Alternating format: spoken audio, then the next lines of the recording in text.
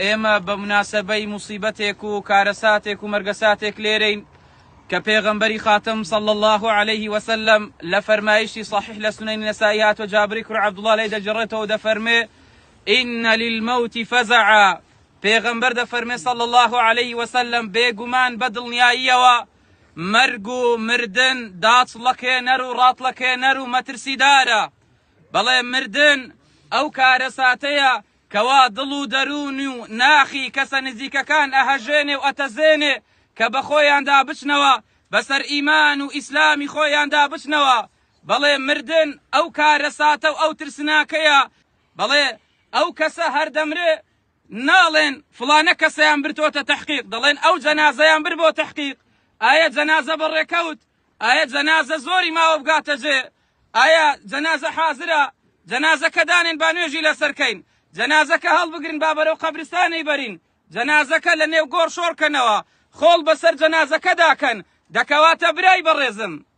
نزیکترین شتێکی تۆ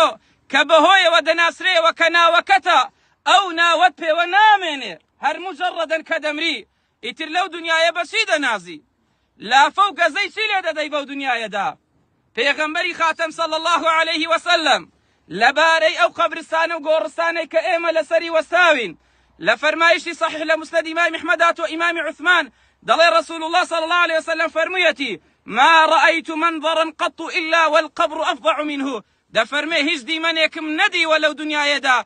مەترسیدارتر و ترسناکتر بێ لە قەبر و لە گۆڕ دەکەواتە ئەم قەبرستانە و ئەم گۆڕستانە کە ئەزیزان و خزمان و نزیکان بەڕێ دەکەین شوێنی ئەوە نییە کەوا خۆمان فشکەینەوە جێگای ڕیابازی نییە کەوا خۆمان دەرخەین جێگای ئەوە نییە کەوا سینگ و باڵمان دەرخەین جێگای ئەوە نییە کەوا بڵێن تاوەکو بمان بینن گلە ئیمان لێ نەکەن جێگای ئەوەیە ئێمە بەسەر خۆمان دابچینەوە ئێرە یەکەم خۆناغێکە ئێرە یەکەم مەرحەلەیەکە کەوا بەرەو ماڵی ئاخیرەت و دوا ڕۆژت بەڕێ دەکرێ بەڵێ ئەو ئاەتە کە دوو بڕگەیە بڕگەی یەکەم بە کافر و بە موسڵمانەوە هەمووی باوەڕی پێیەتی بڕگەی یەکەم هیچ ئازایەتیەشی تێدا نییە چونکە شتێکی واقعیە بەڵام بڕگەی دووەم گرینگە کە رب العالمین لە سوورەی العنکەبوت لە ئاەتی 57 دا دەفەرمێ كل نفس ذائقة الموت دەفەرمێ هەرچیەکی نەفس و ڕوح لەبەرە چێژەری مردنە ئەوە هەمومان دەبینین بە چاوی خۆمان بەڵام بڕگەی دووەم ثم إلينا ترجعون و نەزانی تەنها ئەوەیە شۆڕی نێو گۆڕت دەکەنەوە خۆڵت بەسەردا دەکەن تەواو پەروەردیگار دەفەرمێ لە پاشان اینجا لە دواییە دەگەڕێنرێنەوە بۆ لای ئێمە لێرەدا محاسبە دەست پێ دەکا لێرە لێپرسینەوە و لێپێشینەوە دەست پێ دەکا بەڵێ لە مەیدانەکەی رب العالمینە لە قیامەتە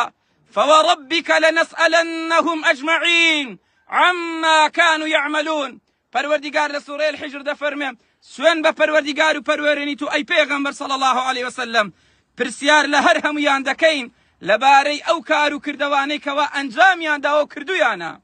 کاتی ئەوە نەهاتووە بگەڕێینەوە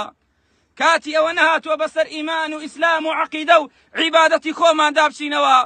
کاتی وەدا نەهاتووە چاوێک بە خۆمان بژێڕینەوە کاتی ئەوە نەهاتووە لێ پێچینەوە لێ پرسینەوە لەگەڵ خۆمان کەین ئایا ڕوومان هەیە بچینەوە حضوری رب العالمین أولم نعمركم ما يتذكر فيه من تذكر وجاءكم النذير پەروەردیگار لە قورئانی عەظیم دا لە سوورەی فاتر ئاەتی 37 دا بە دۆزەخیەکان دەفەرمێ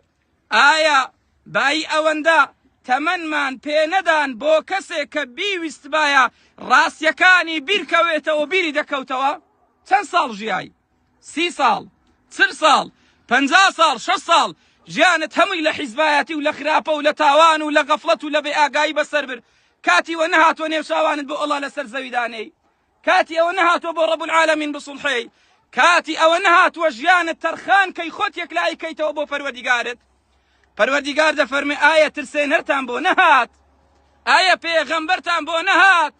ئایا قورئانتان بۆ نەهات ئایا کارەسات و مەرگەسات نەهاتە ماڵەکەت ئایا باوکتە دایکتە خاڵتە پورتە نزیکەکانتە ئایا نەمردن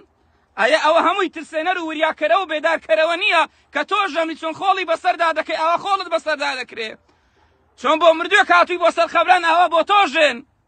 ئەو هەموو بەڵا و موسیبەتە بەسەرت دێ ئایا ئەوە ئاگادارکەرەوە نییە تاکەی بە ئاگا نایەوە، تاکەی عیبرەت وەرناگری نایەوە سەرخۆت. بەڵێ عاقڵ و ژیر لە دنیادا ئەو کەسەیە کە بزانێ بۆ هاتووە، بزانێ لە شوێ هاتووە و بۆچی هاتووە و بۆ شوێ دەگەڕێتەوە. وەک پێغەمبەری خاتم صلى الله عليه وسلم لفرمایشتێک لە ابن ماجه هاتووە بە ئیسنادێکی حەسەن عەبدوڵای کوڕی عومەر دەفەرمێ کابرایەک گوتی ئەی پێغەمبەری خوا صلى الله عليه وسلم فأي المؤمنين أكيس عاقل ترين وجير تريني نيو إيمان دارانا كامانا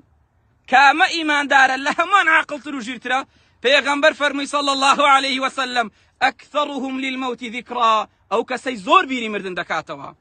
چونکە ئینسان ئەگەر بیری مردنی کردەوە ئینسانێکی عاقڵی دەدەرچێ بۆ حەرام ناخوا دەترسێ دەڵێ ئەگەر بۆ حەرامەیە بڕۆم لەسەر ئەو حەرامەیە بمرم گوناه و تاوان ناکا سنوورەکانی پەروەردیگار ناشکێنێ دەڵێ ئەی ئەگەر لە شکاندنی ئەو سنوورەی پەروەردیگارا مردم